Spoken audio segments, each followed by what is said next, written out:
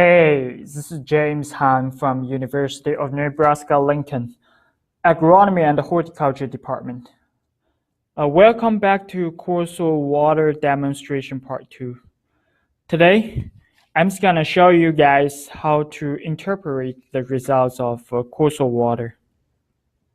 For those of you who didn't know what is CornSoyWater or haven't watched the Part 1 video, CornSoyWater is an irrigation app which helps farmers on irrigation decisions for their corn and soybean fields. If you don't know how to create a CornSoyWater free account, check our video CornSoyWater Demo Part 1. You go to CornSoyWater webpage, use your email address you registered before and password to log in.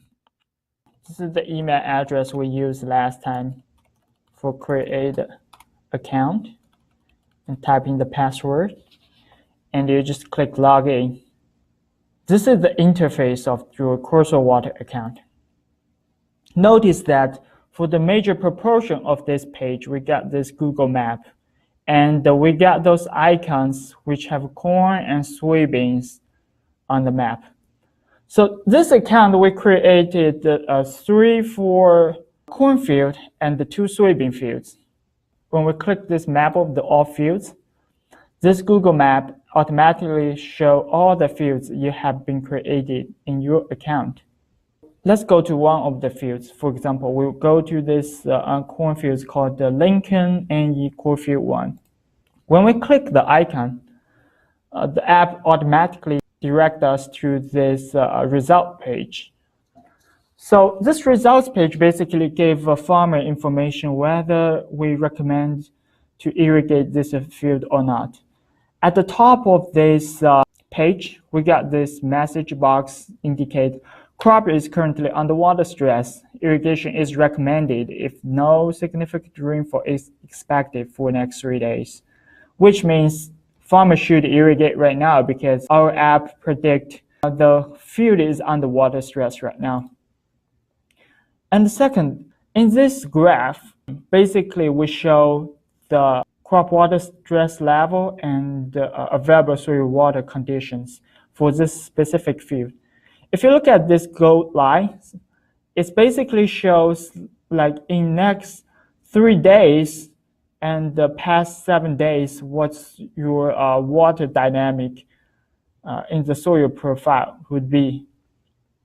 So we can see that less than 2.5 inches of available soil water in your soil profile down to maximum rooting depths. And whenever this gold line drop below to this dashed line, which is crop water threshold, your crop will experience water stress. Okay, then you may ask, what is the water stress exactly? So water stress is this solid red line which have those dots on. This water stress value will vary from 0 to 1. Whenever this line is greater than 0, will indicate your crop is under water stress. 0 means no water stress, and 1 means severe water stress. Now this field is under 0.75 water stress, which is very severe. We will suggest farmer to irrigate. In the legend part, if you want to see the detail, you can also click those legend and it will actually show you at the different soil depths, like first, second, or below second foot, what the available soil waters looks like. We also show the rainfall and irrigation events. If you're interested in from the planting days, what's the crop water stress and the available soil water looks like, you can click this really button from planting day. It will actually show you this field's conditions from April 27th to next 2 days, which is August 19th. What's the dynamic of available soil water and the crop water stress. Notice that the threshold got some changing at this days and the drop back. It's because we used a dynamic threshold. Whenever we predict that the crop is approaching its flowering days, then we rise up the threshold and which makes the program is more sensitive to water stress. For those blue bar, you can see it's rainfall, and the green bar is the irrigation events. Let's check, switch back to the last 7-day mode. We can see your crop is reaching R5, which is dead, and which is pretty much closing to physiological maturity. This piece of information, phenology, is very important because it can help farmers to make cropping management decisions along with the days. For next part, we got the summary table, basically tell you how much available soil water you have right now, how much you have at the beginning of the season, and how much in between the season water being used or being added to the soil profile by irrigation or rainfall events. You can also edit your field information in this field information box if you want, and the graph will adjust accordingly. Last, it's the most important thing, irrigation events form. In this form, you can add your irrigation events over here. Let's look at the graph. So today we get 0.75 stress level, which means pretty severe water stress. So what we're going to do is we certainly need to irrigate it today. Let's say you irrigated 2 inches and you add. You will notice that crop water stress is dropping dramatically, and also the available soil water is increasing because you got this irrigation adding. But looks like it's not enough. So let's add 2 more inches in tomorrow. This is the irrigation date, and this is the irrigation amount. And you pick the date, you have the amount, and you click add. Okay, in 18th, you can see the crop water stress becomes 0. You also see corresponding rising of available soil water above this threshold line.